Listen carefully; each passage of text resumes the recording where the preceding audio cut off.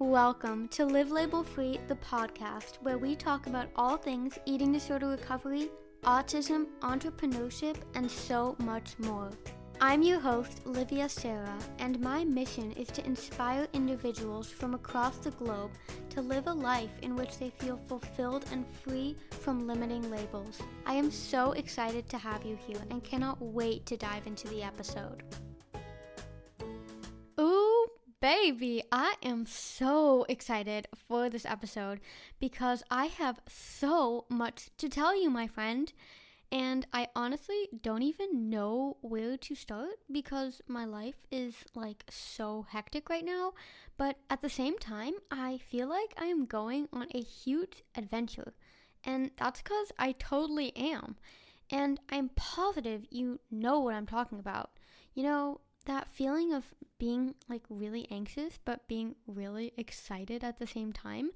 It's almost like there's so much uncertainty that the only way to deal with it and cope with it is to just be thrilled.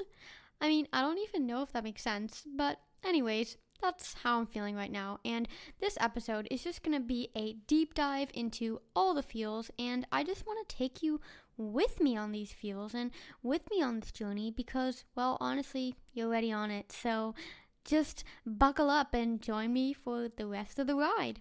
And this is actually the very reason why I've been loving the podcast so much, is that I really feel this deeper connection with you that one just doesn't get on Instagram or YouTube or any of these social media platforms that are all about followers and subscribers and how many likes you get. And again, you probably know what I mean because comparisonitis is a real issue, and it's such a shame because we are all so unique and no one has the special combination of qualities that only you possess.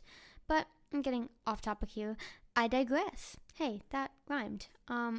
What my main point here is that I feel podcasting allows me to be super authentic with you, and I don't feel like there's any expectations tied to it like on these other platforms with how many times a week you have to post and how often you have to be engaged with your audience. I mean, it doesn't make you doubt whether or not you should be on your IG stories, or if your hair looked good in that video, or if your reels got enough reach. I mean, podcasting doesn't make me doubt all that. Podcasting allows me to feel like I'm just having a chat with a good friend. So, with that said, good friend, I want to tell you about all the things that have been going on with me, from how I'm approaching my big move to where I decided to book my flight to, and what I thought was really bad news actually turned into an incredible gift. Okay, so you know how when people ask, I have good news and bad news, what news do you want to hear first? I always say the bad news because it's always better to end on a good note, you know? And I'm always about ending on good notes. So let's start off with the not so nice news that prompted me to embark on the adventure I am currently trekking. And that news is that moving internationally is fucking expensive. And I truly believe it was my young naivety, even with all the wisdom I've acquired throughout the years, the thought that it couldn't be that bad when other people warned me how expensive moving is. I mean, with everything I've gone through, I've learned that people will always project their own fears and their own worries on you, even if this is completely unconscious, and most of the time, they even have a good intention behind it. They say it because they quote-unquote love you, because they quote-unquote are worried about you. But the issue with this, even how kind it seems, especially as a highly sensitive autistic person, is that I often would internalize these fears or worries and then not take action because I was so fearful and worried. Because what if that horrible thing happened that they warned me about? What if I fly to California and realize that it's fucking expensive? And then what if I won't be able to make enough money? What if I end up going and feeling so lonely and miss my family?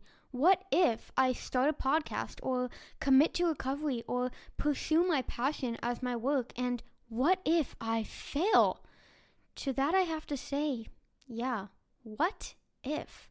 Why aren't we asking the questions, what if it's amazing? Or what if it's better than I ever imagined? Or what if recovery is actually going to be the best thing that ever happened to me? Or what if this decision, whatever that decision may be for you, is going to make me a happier and better person? We often feel the worst because we can't imagine the best. And we can't imagine it because it doesn't exist yet. But unfortunately, many people never end up seeing what their best is because they're so damn afraid of failure. They're caught up in these what ifs that they choose the quote-unquote safe and secure options, such as staying at their 9 to 5 instead of pursuing their passion, or in terms of recovery, choosing to stay sick and choosing to not commit to coaching or buying that course or treatment or therapy or any of the things that could possibly help you. They choose not to commit to these things out of fear that they'll feel empty without their eating disorder, or out of fear that recovery will be too hard. Whatever the case may be, we choose the familiar options because we're afraid of the unknown. And from a biological perspective, it makes perfect sense. Our brains do not like change. There's a reason we're called creatures of habit, because our brains work on the basis of habits. And to just dive into that and unpack that, habits are our brain's way of increasing its efficiency. When we don't have to make as many decisions and our daily habits become automatic, we have more energy left to do other tasks. And looking at thousands of years ago, this meant more energy to hunt and seek food and do all the necessary tasks to survive. Because yes, doing all those tasks takes energy. So energy that could be saved, the body would save it. So in today's current day and age, we may not have to do all those things, but our brains have not changed much since then. You know how hard it is to kick a habit. It's the reason why people have such a hard time quitting an addiction. It's the reason why night owls stay night owls, and it's the reason why the early birds stay early birds, and the reason why eating disorders and other mental health issues can go on for so long.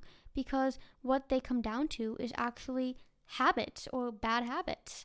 After consistently conditioning our brain to make a choice, whether that be exercising every day or not eating or any of these eating disorder behaviors that are hard to stop, our brain has attached an automatic switch to these routine behaviors, so it no longer has to spend extra energy on them. In contrast, when us humans try to change, our brain has to work overtime to form new neural pathways, which takes energy.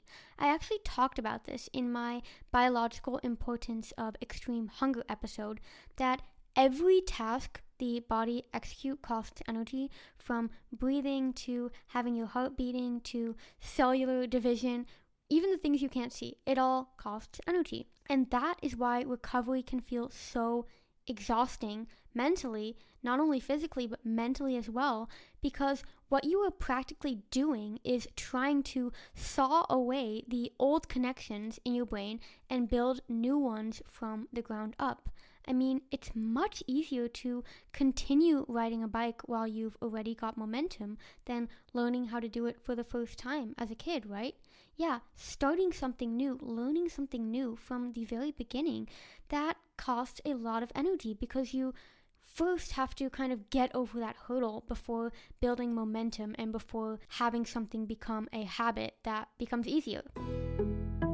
Are you currently experiencing extreme hunger, and do you fear that you're becoming a binge eater? Or perhaps you are constantly thinking of ways to deserve food or make up for it, or you just feel overridden with gut-wrenching guilt every time you eat something unplanned or miss a workout. If any of that resonates, you are in luck, because I am interrupting my very own episode to tell you about my one-on-one coaching program. One of my favorite quotes is that your mess will become your message.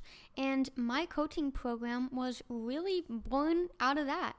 I created this program after being told that I was a hopeless case by a clinical psychiatrist over 6 years ago. I thought there was something wrong with me and that I was simply uncurable. But I quickly learned that I wasn't the only one being pushed aside by their doctors and healthcare providers. It was the system that was failing patients, not to mention how most treatment centers or insurance companies only support those who fit the eating disorder stereotypes. As the years went on and I finally dug myself out of the deep hole the eating disorder had created for me, I continued to hear horror story after horror story from clients being disregarded and being labeled as too complex by the so-called professionals. In the traditional healthcare system, it really is unfortunate that you fall between land and ship when you're dealing with more than one mental health issue, and you're often told to first, quote-unquote, fix the other issues before they can help you with tackling your eating disorder. But it does not work like that. An eating disorder never stands alone, so why should you? My promise when it comes to coaching is to guide you on the path to freedom, whatever that looks like for you. You don't need to fit a stereotype or be at a low weight or even feel sick enough to get help. In fact, if any part of your life is compromised by disordered eating, you are sick enough and have every right to help. Whatever you're going through right now, please know that you are never alone, and I am so open to exploring how we can find freedom for you together. I have stood in your shoes and am so incredibly passionate about the power of lived experience. I thought that I was never going to get better, yet here I am, thriving. And if I can do it, so can you. During our time together, we will approach your recovery holistically.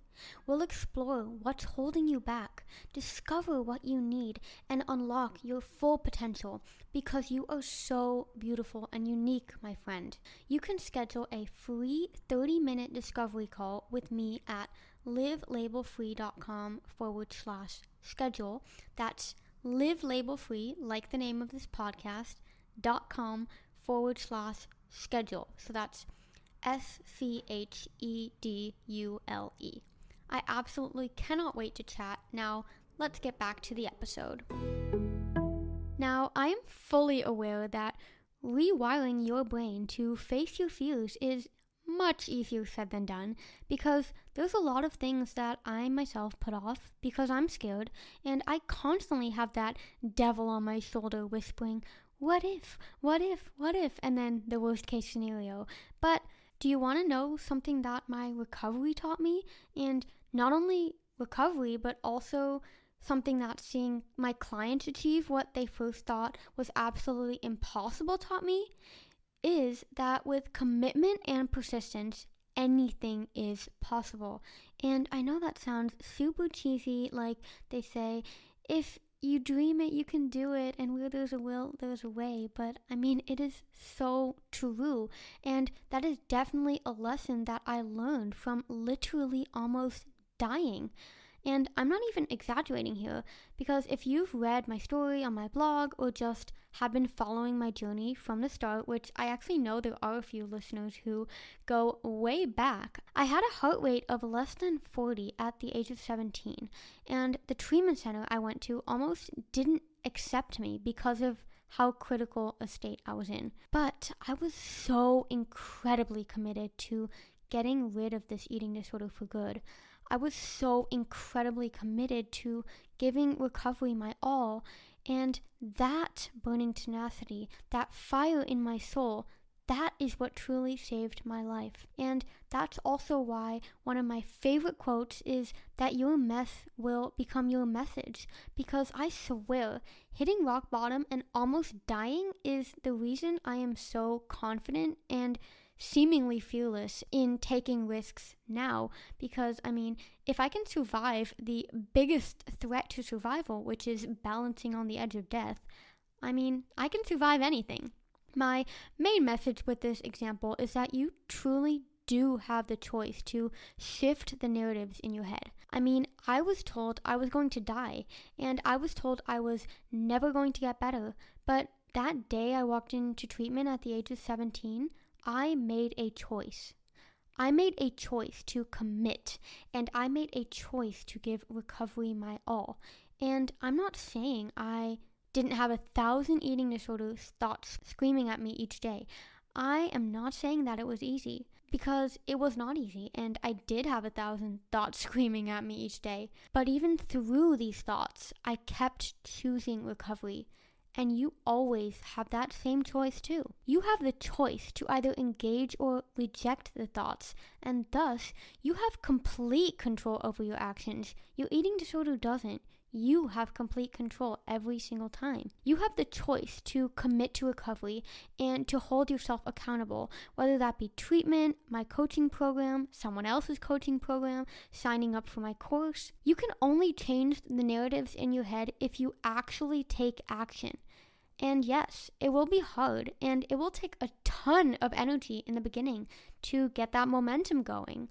But that energy is an investment in creating new positive neural pathways that will eventually become habits and will replace the negative neural pathways that the eating disorder has created. And this is the reason why practicing gratitude every day is just so powerful, because over time, your brain is actually learning to make the grateful thought the automatic thought. And the reason I say all this is because I believe there's this misconception that you need to change your thoughts before you can change your actions.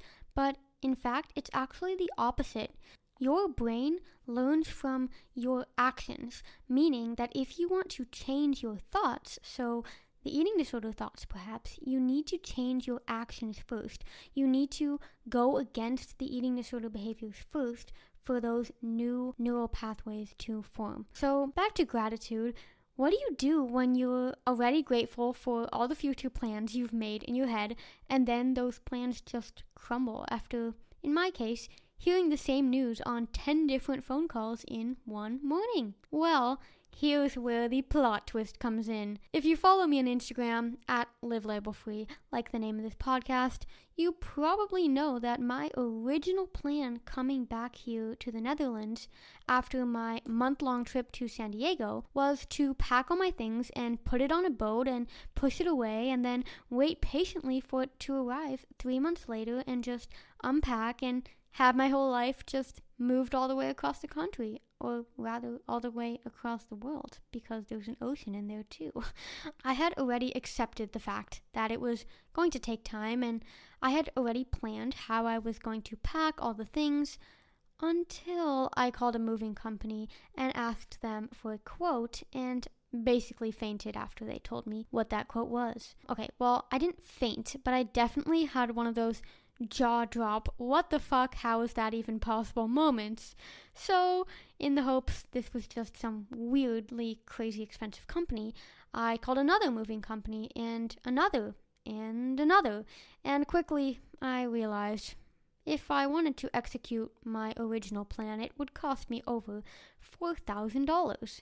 And considering that is probably higher than the value of all of my belongings even combined, except for, of course, my laptop and phone, maybe, I was like, okay, we need to figure out a plan B, an alternative. And I thought I'd just sell all my big furniture and then put the remaining stuff in a couple boxes and put that on a boat. Like, that'll take up less space. Easy, right? So I did some more research, some more calling, asking if any companies could just maybe slide those boxes onto the boat and send them on their way. But nope, they don't do that. Or they just didn't want to. And that's when I was just kind of in denial about reality, about everything, about that reality being the fact that I basically have to leave everything behind and can only go with a suitcase or two or maybe 3, and of course I'm gonna bring my bike. I gotta admit, fear crept in, and fear is still there. The anxiety was high, and the anxiety still is high. I was drowning in overwhelm and what ifs, and honestly, I still kind of am. What if all my stuff doesn't fit? What if I can't sell all my furniture? what if, what if, what if? That is, again, when I reminded myself I have a choice. One quote that I heard on the What's Essential podcast, hosted by Greg McEwen, and I highly recommend that podcast, by the way. His quote was that the key to overthinking is to take action. And it's so simple, but wow, how powerful is that? It's also so in line with this theme of this episode regarding rewiring our brain, because it is so true. We overthink things, expecting our brain to make a decision that we haven't even taught it to make yet.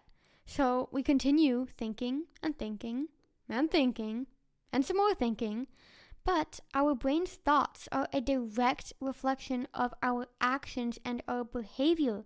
Like I said before, we must first take action for our brain to learn that this action can support the formation of a new thought, or scientifically speaking, a new neural pathway. And something that I've been conditioning my brain to do for years now is to look at life from a place of love versus a place of fear.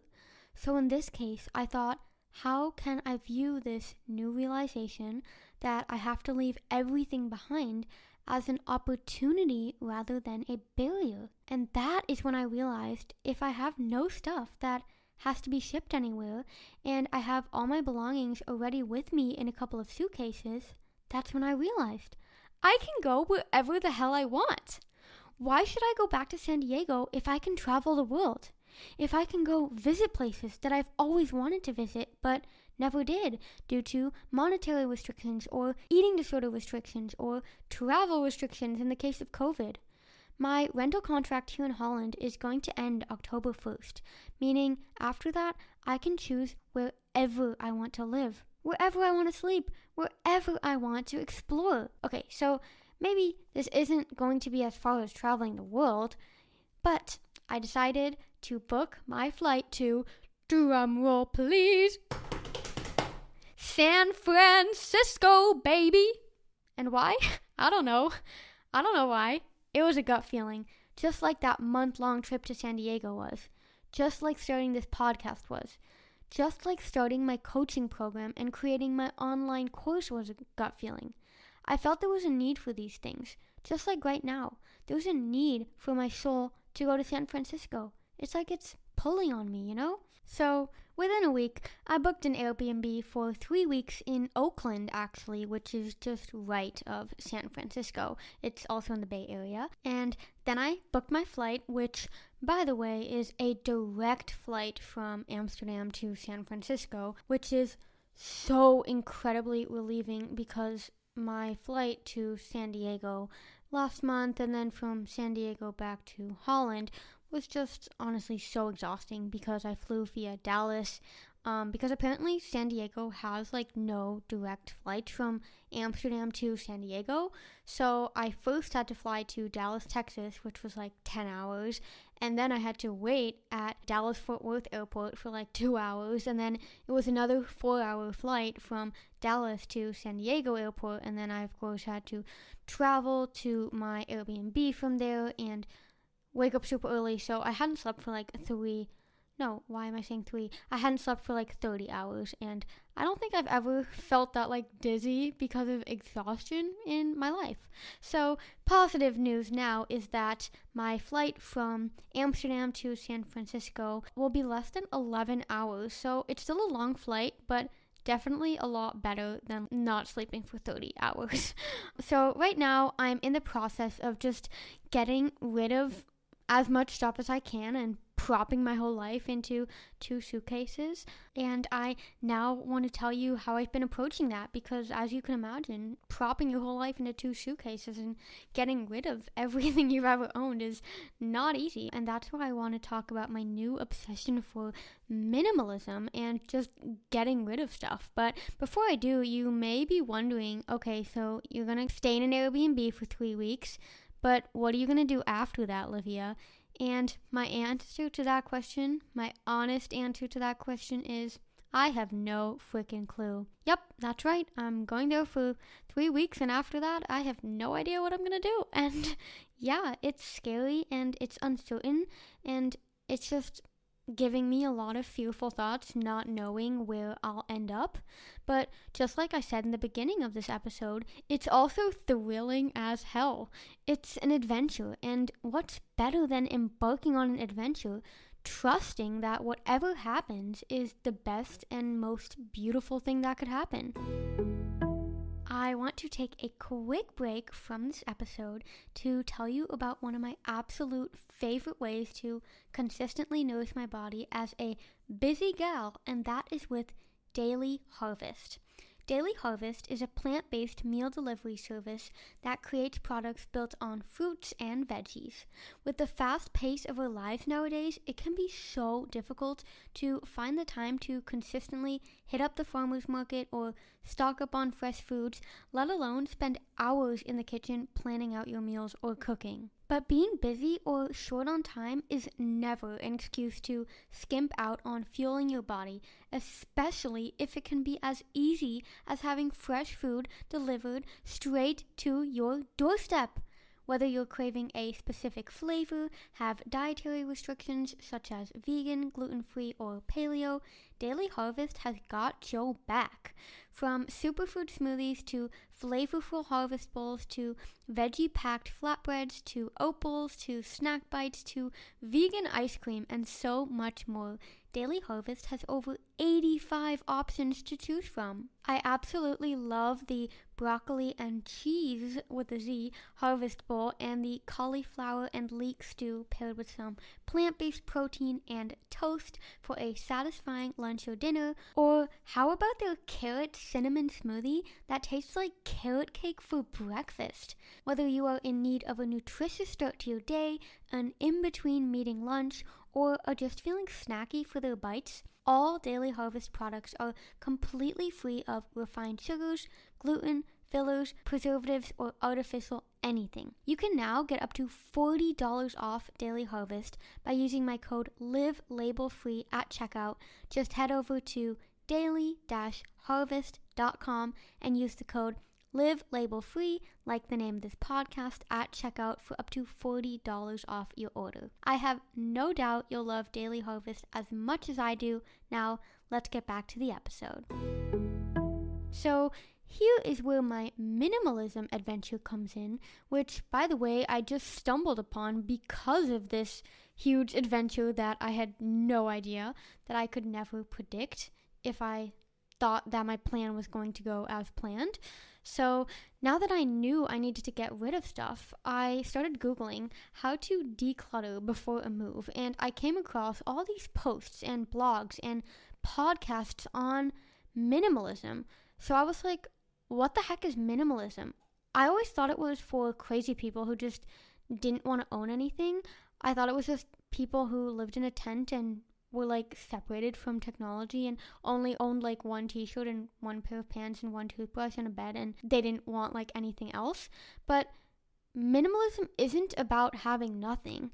It's actually about having what matters. It's about having only the things that add value to your life and getting rid of the rest. It's about getting rid of the fluff. So getting rid of the excess and being really intentional about your belongings and the things that you decide to bring in your life, and also being intentional about what you decide to get rid of and really questioning, do I need this? Will this add value to my life? So I started following some of the tips I found online about minimalism, such as going through your closet and getting rid of anything you haven't worn in the past 3 months, or going through your kitchen drawer and getting rid of duplicates. And to give an example here, I was going through my kitchen utensils and I came across like 8 wooden spoons, so like 8 wooden cooking spoons. And I was like, why the fuck do I have 8 of the same wooden cooking spoons? Like, I live by myself. I use a wooden cooking spoon like once a day or maybe twice a day to like stir my oatmeal or like make my pasta dinner. But like, I will never need 8 of them. Even if one was dirty, like I may need like max 2, but I was like, why the fuck do I have 8? How did I even acquire this many? Anyways, I really now am trying to be intentional about what I really need, and I've just started putting the extra things, the things that don't add value to my life, in boxes, and if you follow me on Instagram, I am selling a ton of cute stuff on my stories, from clothing to extra kitchenware and ceramics even. So check them out if you're interested. But seriously, I had no idea that getting rid of stuff could be so satisfying. It's now almost become a game for me, like a personal challenge each day of what can I sort through and get rid of today? Obviously, I'm a total newbie to this whole minimalism thing, but it really made me realize that as a society, we have so much fucking stuff that we don't need, because in reality, we don't need much.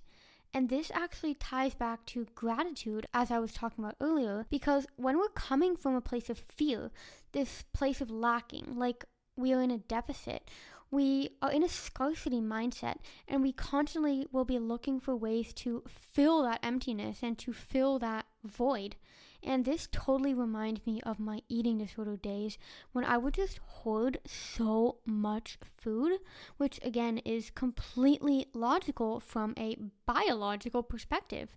Because when our brains perceive scarcity, when our brains think we're in a famine environment, which again I describe in my biological importance of extreme hunger episode, we will try and acquire resources to provide ourselves with a safety net. But hoarding food or compulsively shopping online for clothes, trying to fix this problem externally, it won't actually solve that inner feeling of scarcity, because you really have to do the inner work, both mentally and physically, to gain this sense of abundance and to prove to your body that you're actually not in a famine environment. And in the case of eating disorder recovery, like I mentioned, this is of course eating an abundant amount of food to prove to your body that it's not in a deficit, but it's also mentally to prove to your survival brain that you're not in a famine environment. And in the case of everyday life and our materialistic society, I feel we really need to intentionally practice gratitude for what we already have. Because when you do that, you realize you actually have everything you need already within you. And unfortunately, this is so difficult and almost impossible if living in our current day and age, because our society revolves around capitalism, and the way capitalism works is through growth of the big guys such as Amazon, Facebook, and Google. And the only way for these companies to grow and to continue growing is by making us, the consumers, feel like we are at a deficit. That is how marketing works. It makes you believe that you are missing out if you don't buy the new skincare product or supplement or whatever it may be that you now feel you need. However, if you go inward and think, do I really need this? If you ask yourself that question, more often than not, you'll realize that the answer is that you really don't need that item. That new item won't add anything to your life. It adds clutter, and ultimately, it will never be enough how many items you even decide to buy. Because after you buy the new iPad, you need the new iPad case. And then when the newer iPad comes out 2 years later with the ultra panoramic camera and extra widgets, then you need that new iPad, and then you need the new iPhone, and then you need the new MacBook, and then you need the new CBD infused chocolate, because the dark chocolate you've already been buying for years then suddenly isn't good enough anymore. And of course I'm kidding here, but you know what I mean. And this totally goes for social media too, which is why I'm trying to get more into digital minimalism as well. Something that I've caught myself doing a lot lately is turning to Instagram and scrolling and liking and trying to come up with a post just to post as a way to procrastinate doing the harder tasks that actually are way more valuable and add way more value to you, and also are just more fun for me. And those are things such as creating a podcast episode or working on my course or doing research that can support a science-based blog post. And the reason I procrastinate it and go on Instagram ties back to that fear of failure, because it is so much scarier to invest your time in a podcast episode that has no guarantee of getting a lot of downloads than to spend the next 3 hours scrolling and liking Instagram, right? But again, Instagram or any other social media platforms, they market themselves by making you feel like you're at a deficit or missing something if you're not on the app 24/7. But in all honesty, I don't want to be enslaved to an app. I don't want to be enslaved to technology. Sometimes I feel like I was born in the wrong generation because everything is now becoming digitalized and everything seems to just be about buying. Like, we can't even watch or listen to anything anymore without either having ads pop up continuously or paying a premium price to get rid of the ads. So in the end, you're like paying a price either way, because if you're not paying for the product, the ad companies are paying for your time. And now Instagram even wants you to start like utilizing the creator studio via Facebook. And I'm like, why does this all have to happen? Why do I now have to manage my content through Facebook? Like, wow, slow down. I just want to say what I want to say, and I just want to provide value to my community. But then I realized value can be provided in other ways than Instagram.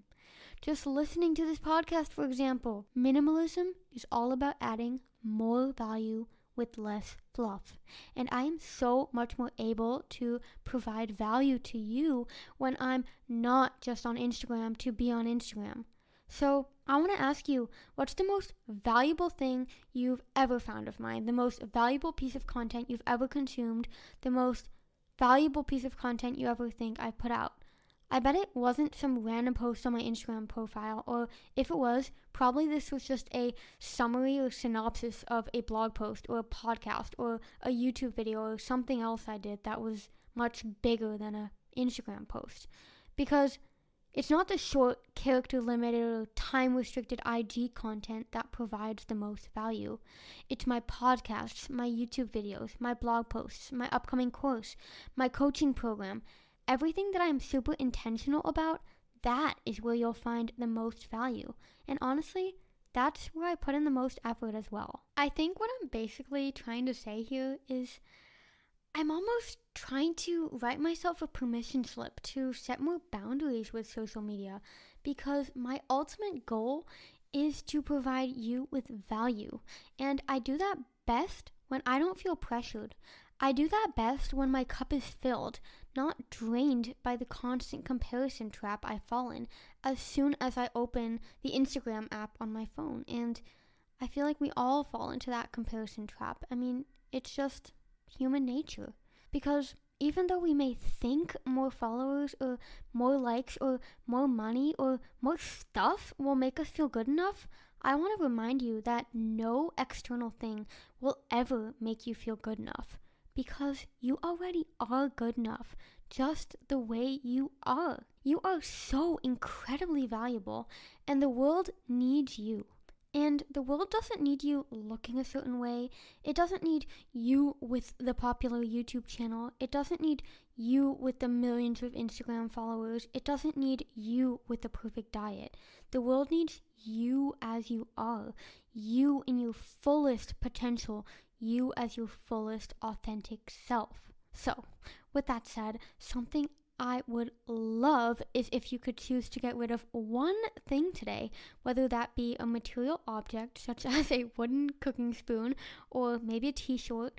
Did I just say t-shirt? I meant t-shirt. Or you could say shorts.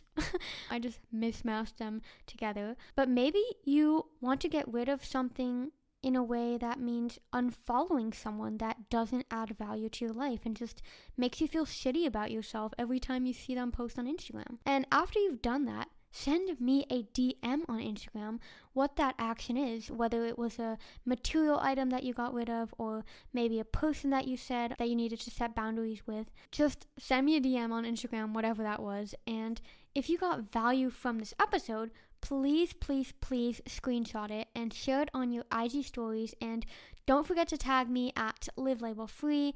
And as usual, it would mean the absolute world to me if you could give this podcast a 5-star rating and a review on Apple Podcasts. It helps people to find the show organically and get value from my work, because my mission is to provide only value without the fluff, because we have enough crap around us already. So that's all I have for you today, my friend. I am so grateful to have you on this journey with me, and I hope that the journey that you're on is looking bright and beautiful, because I promise whatever path you're on right now, that is exactly where you are supposed to be. So with that said, I'm going to wrap this up. Bye bye.